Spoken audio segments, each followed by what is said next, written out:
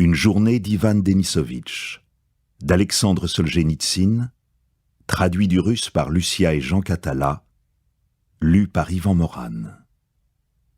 Le lavage des planchers, c'est pas compliqué. Quand on a fini, on s'en va. Tchoukov, maintenant qu'on lui avait donné du travail, la courbature semblait passer. Empoigna le seau à main nue, à tant se presser, il avait oublié ses mitaines sous l'oreiller, et alla au puits. Les brigadiers qui sortaient du PPT, autrement dit le service de la production planifiée, formaient le cercle devant le thermomètre. L'un d'eux, un jeune, héros dans le temps de l'Union soviétique, avait grimpé au poteau. Il frottait le manchon de glace et on lui criait d'en bas « Souffle pas dessus, il va monter !» C'est pas ça qui lui fera marquer midi. Turin, le brigadier de la 104, n'était pas là. Tchoukov déposa son seau et regarda, les mains dans les manches. Le gars qui avait grimpé au poteau brailla « 27,5 le connard !»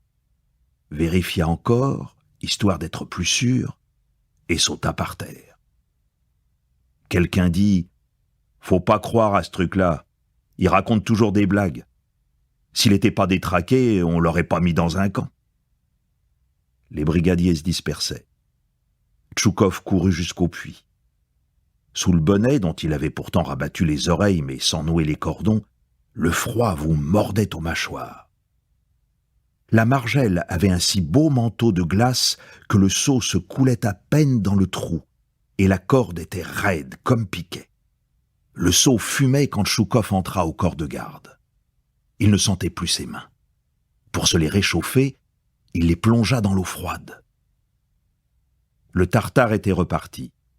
Les autres, 4 à présent, abandonnant damier et roupillon, discutaient entre soi la ration de millet qu'ils toucheraient en janvier.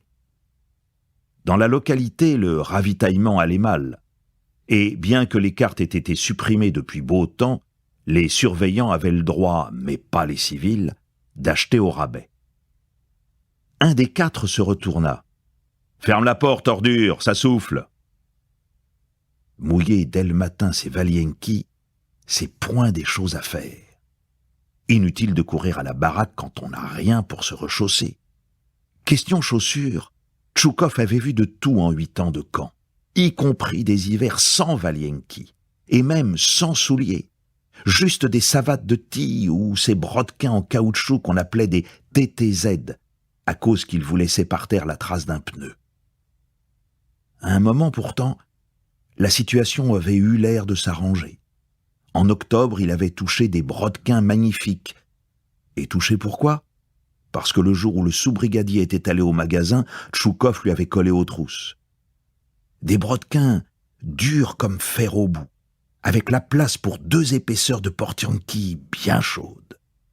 Pendant une semaine, il s'était promené là-dedans, fier comme à la noce, en laissant claquer ses talons tout neufs.